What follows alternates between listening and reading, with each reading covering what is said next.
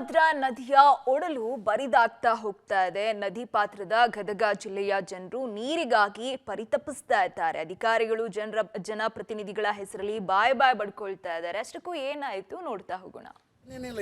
ಈ ವರ್ಷ ಬರಗಾಲ ಆವರಿಸಿದ್ದು ಜನ ಜೀವಜಲಕ್ಕಾಗಿ ಹಾಹಾಕಾರ ಪಡುವಂತ ಸ್ಥಿತಿ ನಿರ್ಮಾಣವಾಗಿದೆ. ಆ ದೃಶ್ಯವನ್ನು ನಿಮಗೆ ತೋರಿಸ್ತಿದ್ದೀನಿ. ನಾವೀಗ ತುಂಗಭದ್ರಾ ನದಿಯ ಒಡಲಲ್ಲಿದ್ದೀವಿ. ತುಂಗಭದ್ರಾ ನದಿ ಸಂಪೂರ್ಣವಾಗಿ ಬರಿದಾಗಿರೋದ್ರಿಂದ ಜನ ನೀರಿಗಾಗಿ ಪರದಾಡ್ತಾ ಇದ್ದಾರೆ. ಕೇವಲ ಜನ ಅಷ್ಟೇ ಅಲ್ಲ, ಜಾನುವಾರುಗಳು ಸಹ ನೀರಿಗಾಗಿ ಪರಿತಪಿಸುವಂಥ ಪರಿಸ್ಥಿತಿ ಇವತ್ತು ನಿರ್ಮಾಣವಾಗಿದೆ. ನೀವು ನೋಡ್ತಿರ್ಬೋದು, ಈ ಒಂದು ತುಂಗಭದ್ರಾ ನದಿ ವಿಶಾಲವಾದಂಥ ನದಿ ಸಂಪೂರ್ಣವಾಗಿ ಖಾಲಿಯಾಗಿರುವುದು.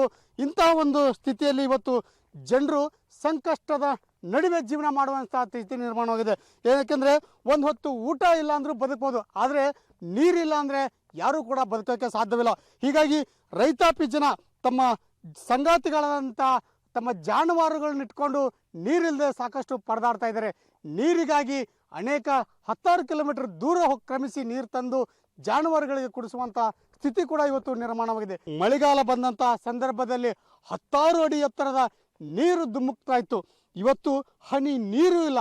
ಇಲ್ಲಿದ್ದಂಥ ಯಾವುದೇ ಜಾನುವಾರುಗಳು ಬರಲಿ, ಜನ ಬರಲಿ, ಹನಿ ನೀರಿಗೂ ಕೂಡ ಪರದಾಡುವಂತಹ ಪರಿಸ್ಥಿತಿ ಇವತ್ತು ನಿರ್ಮಾಣವಾಗಿದೆ. ರೈತರು ಕೂಡ ಈ ಒಂದು ನದಿ ನೋಡಿ ಕಂಗಾಲಾಗಿದ್ದಾರೆ.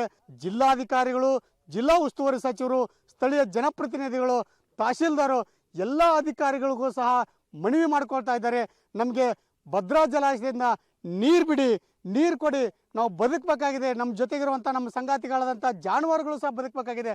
ನಮ್ಮನ್ನು ಬದುಕಿಸ್ಕೊಳ್ಳಿ, ನೀರು ಕೊಟ್ಟು ಪುಣ್ಯ ಕಟ್ಕೊಳ್ಳಿ ಅನ್ನುವಂಥ ಮಾತುಗಳನ್ನು ಸಹ ಇಲ್ಲಿ ರೈತರು ಹೇಳ್ತಾ ಇರುವಂಥದ್ದು. ಯಾಕೆಂದರೆ ನೀರಿಗಾಗಿ ಹಾಹಾಕಾರ ಶುರುವಾಗಿದೆ. ಎಲ್ಲೂ ಕೂಡ ನೀರು ಸಿಗ್ತಾ ಇಲ್ಲ. ಇಂತಹ ನೀರಿಗಾಗಿ ಅಧಿಕಾರಿಗಳಲ್ಲಿ, ಜನಪ್ರತಿನಿಧಿಗಳಲ್ಲಿ ಜನ ಕೇಳ್ಕೊತಾ ಇದ್ದಾರೆ. ತುಂಗಭದ್ರಾ ನದಿ ಒಡಲು ಸಂಪೂರ್ಣವಾಗಿ ಬರಿದಾಗಿದೆ. ಇಂಥ ಒಂದು ಸಂದರ್ಭದಲ್ಲಿ ಭದ್ರಾ ಜಲಾಶಯದಿಂದ ನೀರು ಬಿಡಿಸಿ ನಮಗೆ ನೀರು ಕೊಟ್ಟು ಪುಣ್ಯ ಕಟ್ಕೊಳ್ಳಿ ಅನ್ನುವಂತಹದ್ದು ಈ ಭಾಗದ ಜನರ ಒಂದು ಒಕ್ಕೂರಿನ ಕೂಗಾಗಿದೆ. ಕ್ಯಾಮ್ರಾಮನ್ ಸಂಗಮೇಶ್ ಜೊತೆ Bhimanagouda B Patil, public TV, Gadag.